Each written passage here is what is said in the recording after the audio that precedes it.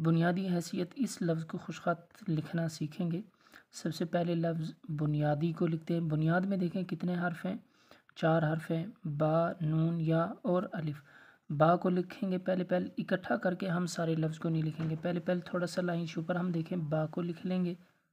बा को लिखा, इसके बाद पेन को उठा लेंगे। बा को बहुत बड़ा नहीं बनाना, इस नोक से इस नोक तक अंदाज़न 1 नुक्ते का फासला होना चाहिए।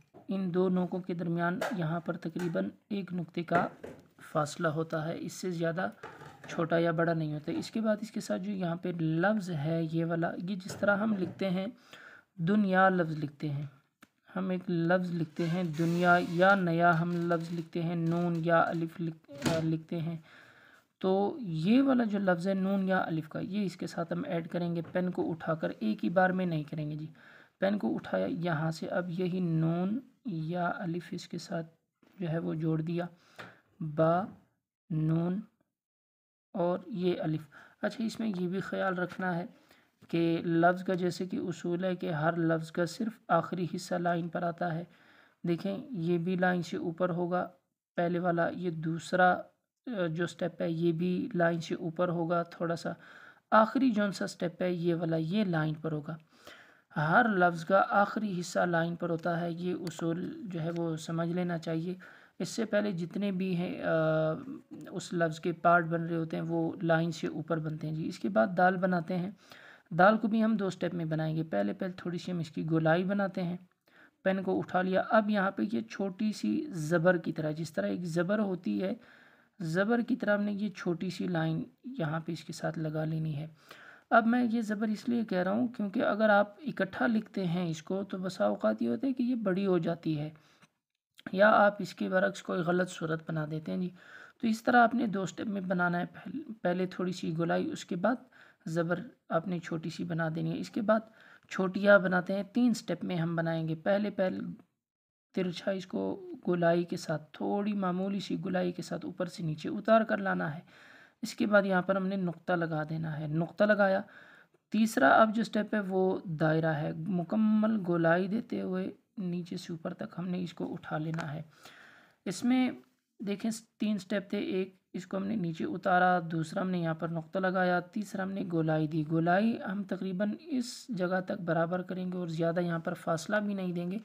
गोलाई मुकम्मल गोल होनी चाहिए, यानी चौड़ाई में ना हो या ये कि लंबाई में ना हो, कहीं पे किनारा ना बने। गोलाई मुकम्मल गोल हो जिसमें दायरा बन रहा हो, ऐसी गोलाई बने जिसमें कि ये मुकम्मल दायरा बन रहा हो। इसके बाद हैसियत लफ्ज़ है। हैसियत में देखें ये 5 हरफी लफ्ज़ है, लेकिन इसमें एक एक जगह को अगर हम बनाते हैं तो हमारे लिए आसान हो जाएगा। सबसे पहले लाइन के दरमियान से शुरू करते हैं। हा को देखें यहाँ पे कैसे उल्टी मद बनाई, पेन को उठा लिया। इसके बाद छोटी मद, फिर बा का पैबंद जो हमने यहाँ पर बुनियाद में बनाया था, ये देखें छोटी मद, और इसके बाद बा का पैबंद। यूँ समझिए जिस तरह दुनिया लफ्ज़ हम लिखते हैं ना जी, तो ये आधा करके हमने लिख लिया।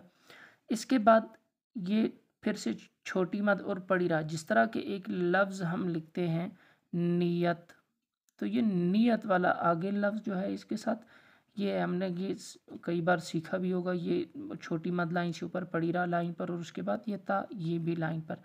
ये नियत वाला लफ्ज़ यहाँ पे हम इसके साथ लगा लेते हैं। तो देखिए हमने दर्जा बदर्जा लिखा, स्टेप वाइज लिखा, हमारे लिए ये आसान हुआ।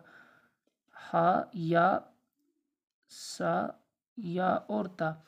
अब देखें अगर हम एक बार में लिखते तो ये मुश्किल हो सकता था हमारे लिए, लेकिन हमने पहले हा को लिखा, फिर या को लिखा, फिर सा, फिर या और ता, तो इस तरह हमारे लिए आसान हुआ। तो ये आज का हमारा जो लफ्ज़ था बुनियादी हैसियत, इसको कैसे लिखना है, उम्मीद है आपको समझ आई होगी। आप इसकी मशक करें और इसकी बार बार जो है वो मशक करें, नमूने के मुताबिक लिखने की कोशिश करें। फिर ये कि इससे अल्फाज भी बनाएं, जिस तरह की बुनियादी में नून या अलिफ दुनिया लफ्ज़ हमने सीखा, फिर इससे मज़ीद अल्फाज आप बनाएं। ठीक है, सिर्फ या अलिफ को ले लें, फिर इससे अल्फाज बनाएं। हैसियत में यहाँ से देखें इस जगह को अगर हम ले लेते हैं, ठीक, तो यहाँ से हमारे पास देखें कौन सा लफ्ज़ बनता है, ये लिया, तिरछी लाइन लगाई। चंद लफ्ज़ जिस तरह के हम लिखते हैं, चंदा लफ्ज़ हम लिखते हैं, खंदा पेशानी लफ्ज़ हम लिखते हैं।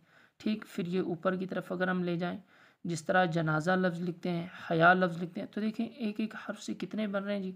यहाँ से हमारे पास नियत लफ्ज़ बन रहा था, फिर इसी के साथ अगर हम शोशा लगा लेते हैं इससे पहले और उसके बाद यही नियत वाला हम लफ्ज़ लिखते हैं इसके साथ, तो देखें ये सब लफ्ज़ हमारे पास बन जाता है। ठीक, तो इस तरह एक एक लफ्ज़ से कई कई सारे अल्फाज जो है वो बन रहे होते हैं।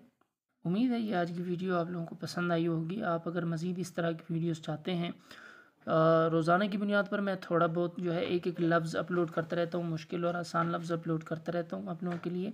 अगर आप चाहते हैं कि आपको हर वीडियो बर वक्त मिले तो आप हमारे इस यूट्यूब चैनल को सब्सक्राइब कर सकते हैं। अस्सलामु अलैकुम रहमतुल्लाह।